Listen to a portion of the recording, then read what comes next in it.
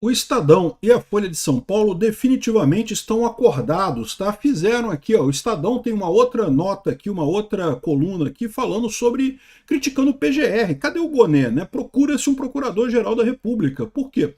Porque o Goné deveria estar agindo como o fiscal da lei, que é a posição do PGR, e é o contrário. O PGR está agindo como advogado do STF, né? O Goné é amigo pessoal do Alexandre de Moraes, é amigo pessoal do Gilmar Mendes e age exatamente como se fosse advogado dessas pessoas. Uma crítica bastante dura aqui do Estadão, que também tem algo equivalente na Folha de São Paulo. STF inverte prioridades no escândalo do Banco Master. Ao invés de focar em explicar o que está acontecendo do contrato de 129 milhões da mulher do Vorcaro, da mulher do Alexandre de Moraes com o Vorcaro, fica procurando outras coisas para fazer, procurando distrair a população nessa história toda, né? Para mim, eu diria até mais do que isso, tá? Não se trata de esclarecer esse contrato. Esse contrato a gente já sabe o que é. É corrupção. É dinheiro. Se trata de punir o Alexandre de Moraes, né? Afastar ele do STF e encaminhar uma investigação séria sobre o que está acontecendo por ali. Mas vamos entender essas duas colunas aqui, porque são bem interessantes, realmente mostram que o Estadão e a Folha de São Paulo já perceberam que deu merda esse negócio do STF. O Globo acho que não. O Globo ainda está indo na linha de que, ai, que lindo, que bom que o STF está batendo no Flávio Bolsonaro e coisa e tal. O Estadão e a Folha de São Paulo, talvez em função das últimas decisões aí da justiça italiana e da Justiça da Flórida e outras aí que estão saindo por aí, já ficou claro para todo mundo que essas decisões do STF, nesses casos, essa perseguição à direita aqui no Brasil, claramente não é fundamentada, não há lógica alguma em se manter esse erro do STF. Eu sou Peter Turguniev, esse é o canal Ancapso e essas notícias aqui foram sugeridas por Cabeça de Yakult, Irmãos Karaliazov e várias outras pessoas. Obrigado aí ao pessoal que sugeriu notícias lá no nosso site, no visãolibertaria.com, e obrigado a você que está assistindo o nosso vídeo. Se você gosta do nosso conteúdo, por favor, deixe o seu like, se inscreva aqui no canal, né? Então tá aqui, ó, procura-se um procurador-geral da República, né? É uma crítica muito forte ao Goné aqui, ó.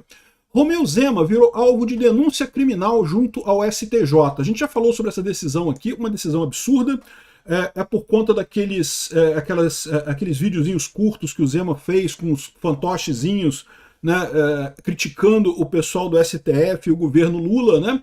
E o Gilmar Mendes queria que o Alexandre de Moraes colocasse isso no inquérito das fake news, cara. Uma coisa absurda, aquele inquérito totalmente teratológico que tem lá no STF. Aí o Alexandre de Moraes mandou isso para o PGR. O PGR decidiu, saiu com um negócio que não tem lógica nenhuma. Mandou isso para o STJ. Ou seja, não ficou nem no STF, mas também não foi para a primeira instância, como deveria ter ido. Ficou no STJ, o que não tem lógica nenhuma, né? A alegação do Goné é que, como o Zema foi governador no passado, ele teria ainda foro por prerrogativa de função ou foro privilegiado, como o pessoal chama, e, portanto, deveria ser julgado no STJ. É um absurdo esse tipo de coisa, não tem nenhuma lógica isso daí, a não ser a lógica que a gente conhece de perseguição do STF, né? O STF perseguindo a direita no Brasil, né? Então tá aqui, ó. A peça assinada pelo Procurador-Geral da República, o Paulo Goné, acusa o ex-governador de Minas de calúnia contra o ministro Gilmar Mendes. Convém parar um instante e absorver a cena. O chefe do Ministério Público mobilizou o aparato penal da República por causa de bonequinhos na internet. Pois é, pois é. Porque, veja, eles falam isso aqui, inclusive, né? Se o Gilmar Mendes se sentiu ofendido com isso, ele poderia ter feito essa denúncia para um delegado de polícia. Abre a coisa na primeira instância, né? Isso seria o correto, né? Os crimes de calúnia, injúria e difamação são de ação privada, então ele iniciaria essa ação contra a pessoa, né? Na primeira instância, como deveria ser, porque o Zema não é nada. O Zema, nesse momento, ele é candidato a coisas, né? Zema caricaturou uma decisão questionada pelo próprio presidente do STF, o Edson Fachin, e suspeitas amplamente debatidas sobre o caso Master e a atuação dos ministros. Pode-se considerar os vídeos injustos, agressivos, toscos ou demagógicos. O que não se pode fazer sem violar o direito penal é fingir que um fantoche equivale a uma acusação formal de crime.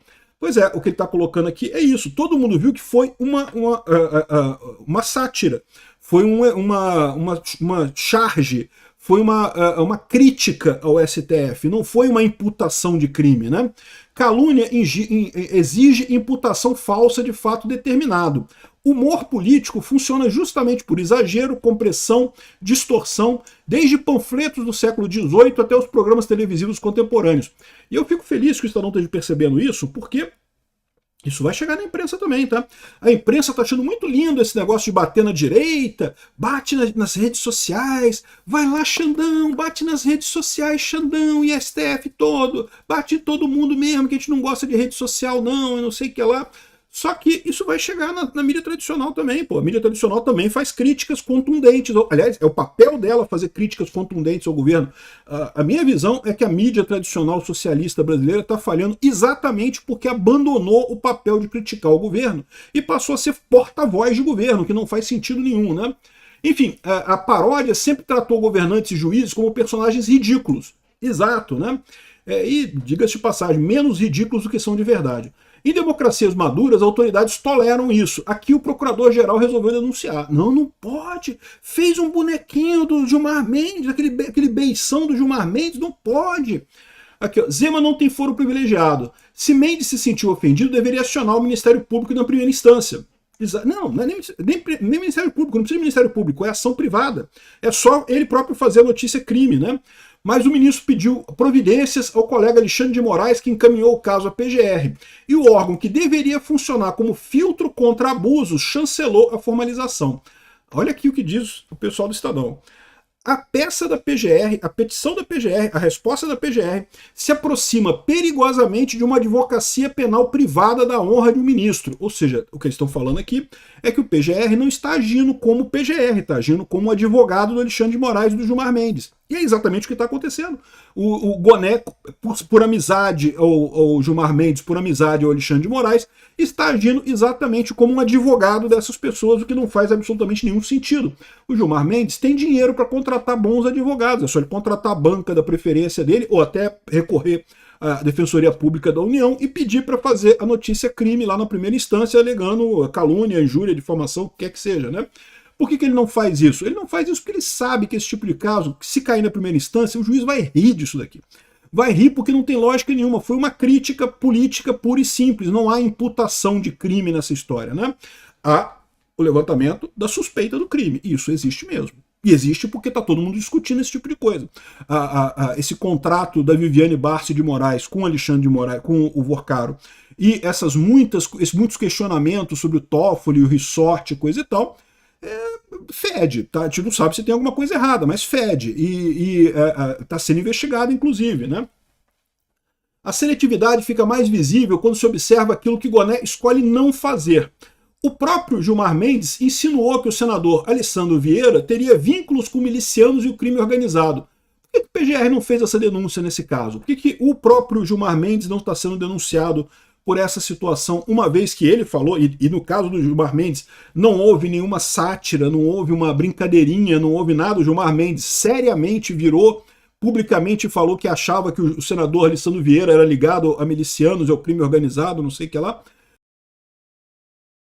Tem outros casos também, tá? Tem o caso do Sérgio Moro. Vocês lembram do caso do Sérgio Moro, que fez uma piadinha de festa de São João, porque, né, de cadeia de festa de São João, vou pegar um habeas corpus com o Gilmar Mendes e não sei o que lá, e estão insinuando que o Gilmar Mendes está vendendo habeas corpus. Meu amigo, uma piadinha de São João, cara.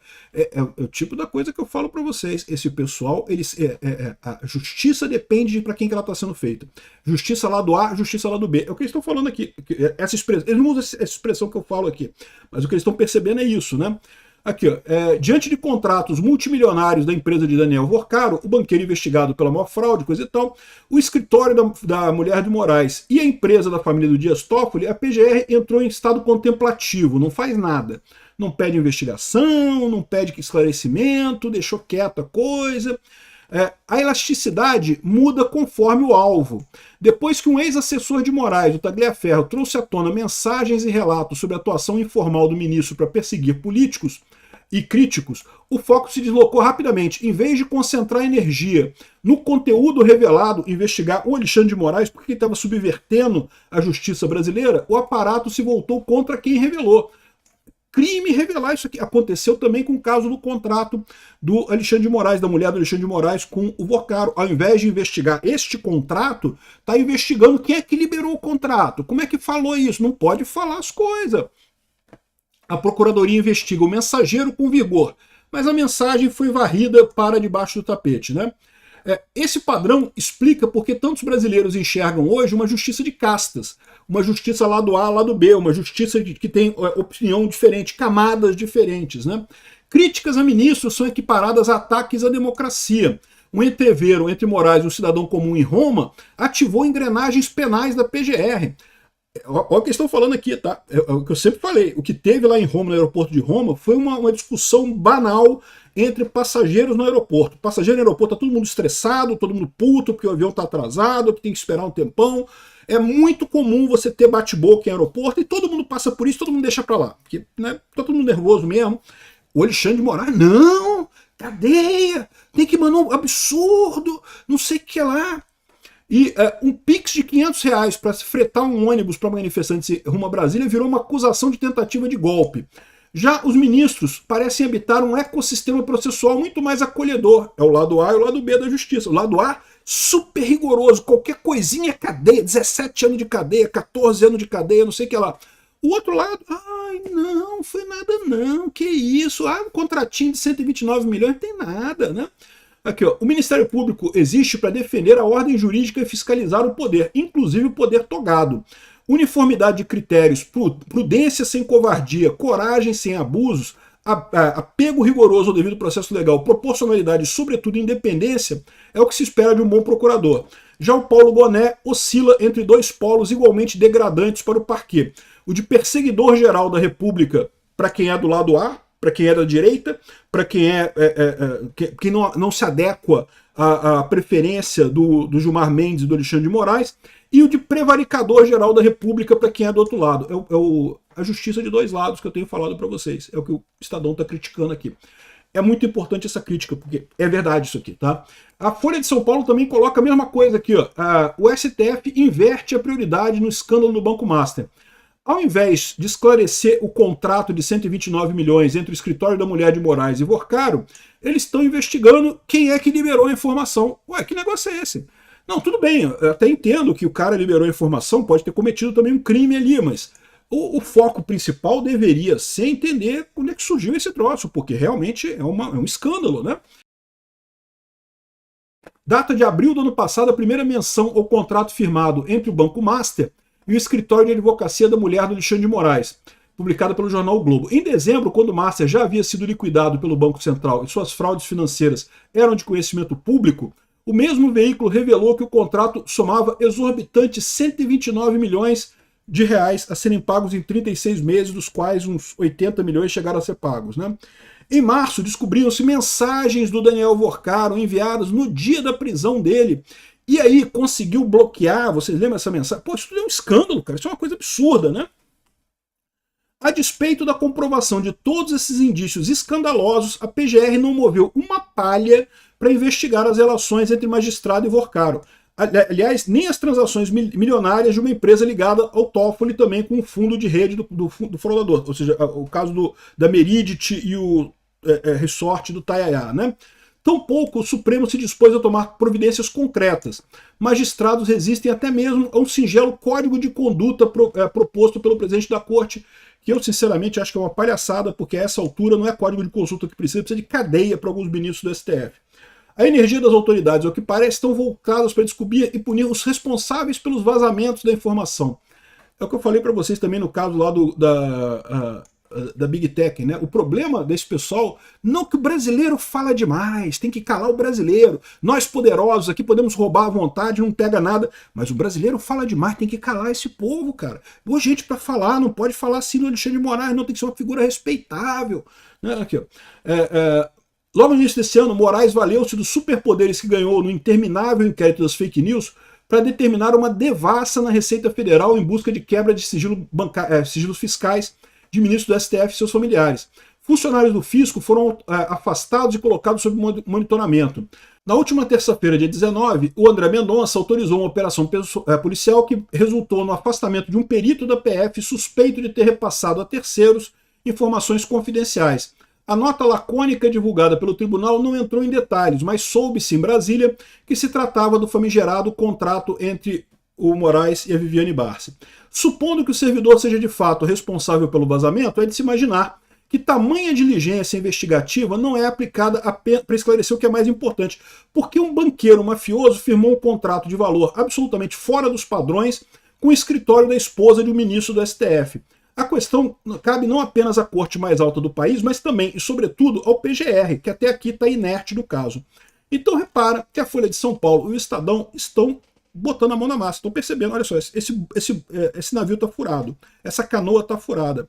Estão saindo fora dessa história. Está mais do que evidente esse partidarismo do STF atual e do Goné. O Goné está sendo atacado pelo Estadão e pela Folha de São Paulo. O Goné tem feito muita coisa errada mesmo. Fico feliz que o Estadão e a Folha de São Paulo estão indo para o lado correto da coisa, porque evidentemente é isso que está acontecendo. Estou estranhando o Globo estar fora disso, o UOL está fora disso, outros grandes jornais estarem fora disso, porque é uma vergonha. Vai acabar o Globo tendo que lançar outra notinha pedindo desculpa por ter apoiado a ditadura de novo.